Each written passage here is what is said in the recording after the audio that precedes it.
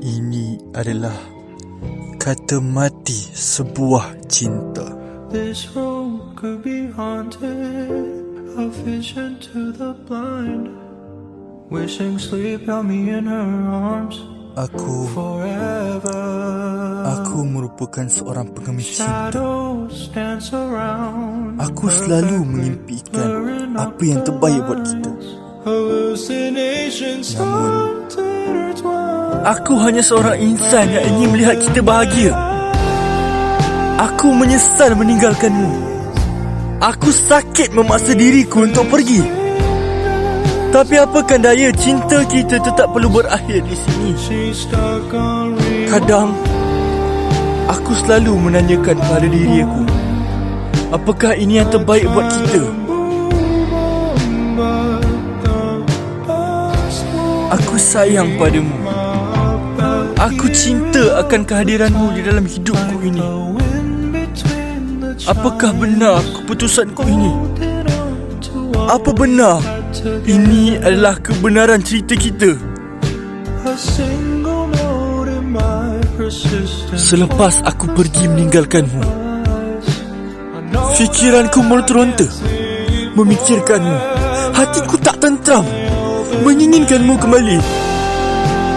Walaupun aku tahu ini susah, sakit. Ini adalah tempat kegemaran kita semasa kita awal berkenalan dulu. Kita tengok sunset sama-sama. Aku merindukan momen itu. Tapi aku pun nak kau tahu yang aku juga sakit. Bukan kerana luka yang kita berbagi dulu, tapi kerana melepaskanmu. Melepaskanmu bukannya mudah. Aku gila. Ianya tak mudah untuk melepaskanmu. Hidup aku tak tenteram. Tolonglah. Tolong.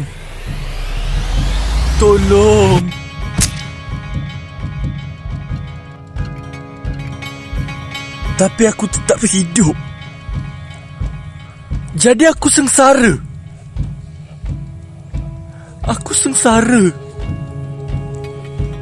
Aku lelah. Aku memikirkan tanpamu bagaimana sebenarnya kehidupanku akan berlangsung. Bagaimana?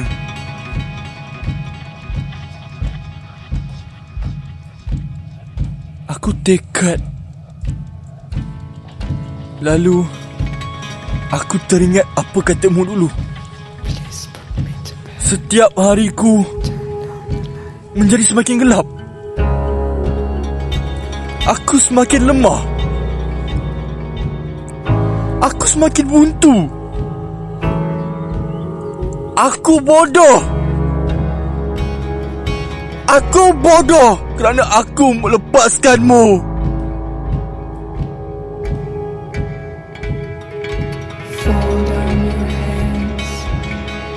Sakit, sial.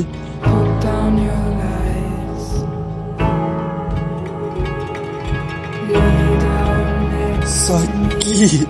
Don't listen when I scream. Bury your doubts and fall asleep. Leave my bed.